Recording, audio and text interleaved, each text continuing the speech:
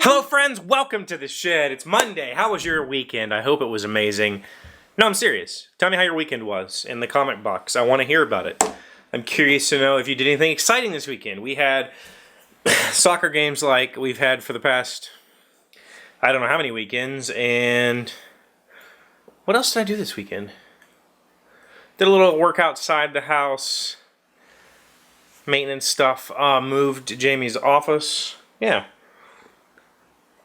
Good weekend. I want to know how yours was. Let me know. So, ooh, the phone. Somebody forgot to turn the phone off. On Friday, I talked about coffee and tea, and I said, so I wanted to introduce you to coffee, but, okay, hold on. Friday, coffee. That's what we talked about. Janelle asked what was in my cup. Today, tea is in my cup. And today, I thought I'd talk about coffee and tea. Or coffee or tea, if you're one of those people. Now, coffee and tea seems to be a thing that people like take a firm stance on. Ooh, coffee, ooh, tea. Like, you can take a stance on a lot of things, like murder. Let's see, murder or not murder. I'm gonna go with not murder. Or, like racism. I think not racism. That's the best way to go here. Coffee and tea should never be one of those things. Why does it have to be or? Why can't it be sometimes I drink coffee, sometimes I drink tea? That's how it is. And that's how it is with me. I like my coffee just black, nothing in it, unless it's a latte. I like lattes. And I like my tea slightly sweet. Slightly, very little. And me and sugar aren't friends, so in the morning is the worst time to eat sugar. I drink coffee. And then in the afternoons, when I want something a little sweeter after lunch or whatever, I'll drink tea. I mean, why can't you be both? Why do you have to take a stance on one or the other? So let me tell you about my experience with coffee. I've always loved coffee. It's always been my thing since I was like wee little. I can remember going to my grandmother's house and she gave me instant decaf. I've always loved it. I don't know why. It's one of those things that my taste buds have never changed, even from the time I was young. And I'm a bit of a coffee snob. I like good coffee. Drip coffee is disgusting. Maxwell House, Folgers, all that crap, disgusting. I like good coffee. And at home, if I'm going to brew here, my preferred method is a French press. Simply because it is good bean extraction and it's not like a bunch of science, like doing a pour over with water temperature and volume, and I don't have to do anything. I just put the coffee in and I hit the thing and I'm good.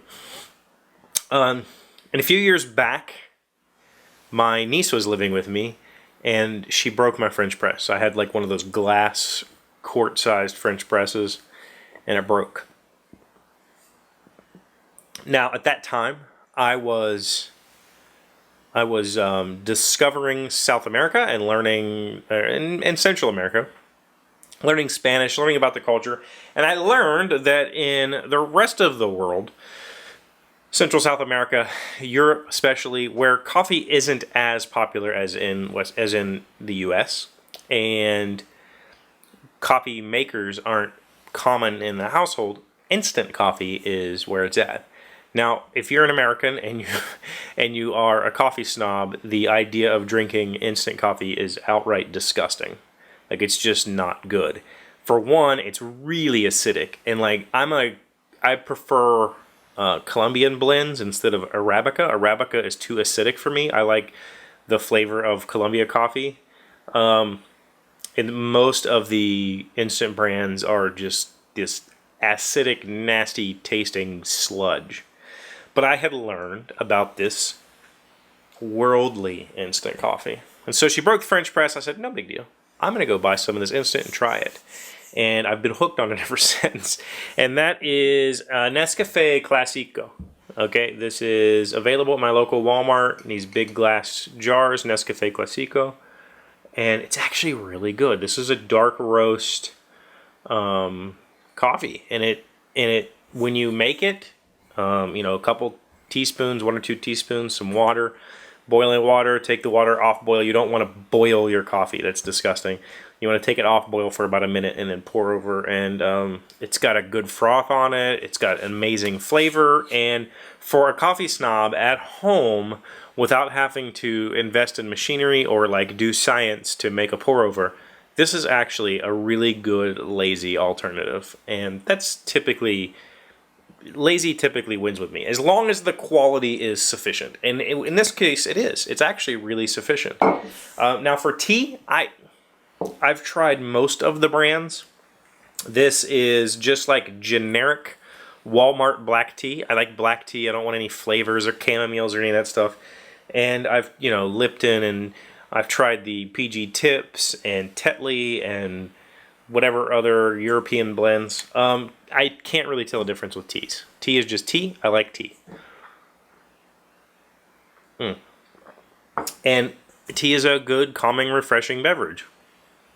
I do like iced tea. I don't drink it very often because iced tea needs to be sweeter than hot tea, and I already said sugar and me aren't friends, so I try to avoid consuming large amounts of sugars.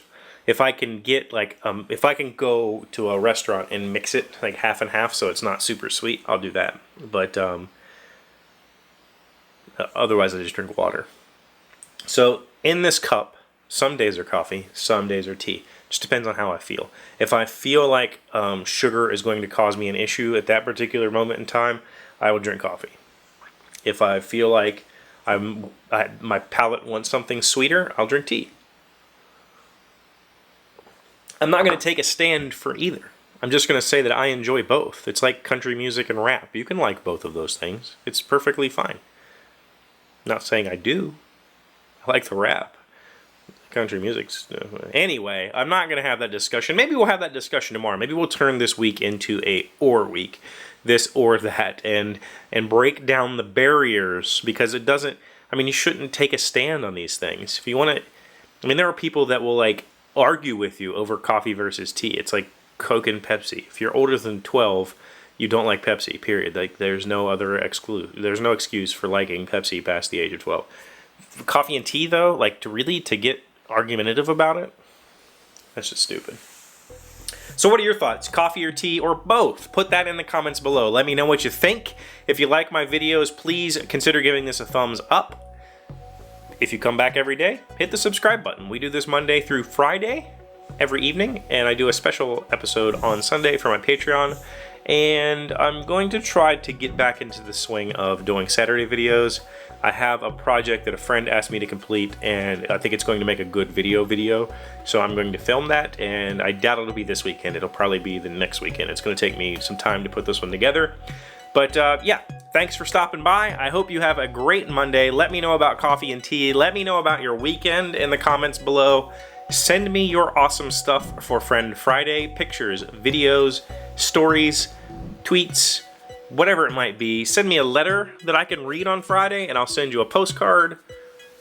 There's all sorts of ways to get in contact with me. Please do so. I love talking to you guys, and I'll see you tomorrow. Hey, Doc, wait! I want to ask you something. Today's random fact comes from theatlantic.com. What percentage of Icelanders believe in elves? Though, I don't know how to say this Icelandic term. Though Jónsdóttir, belief in elves may sound extreme, it's fairly common for Icelanders to at least entertain the possibility of their existence. In one 1998 survey, 54.4% of Icelanders said they believed in the existence of elves. That's a significant portion of the population. Check this out. I have elf ears, like natural elf ears. They don't bend over like everybody else's ears. Maybe I'm an elf.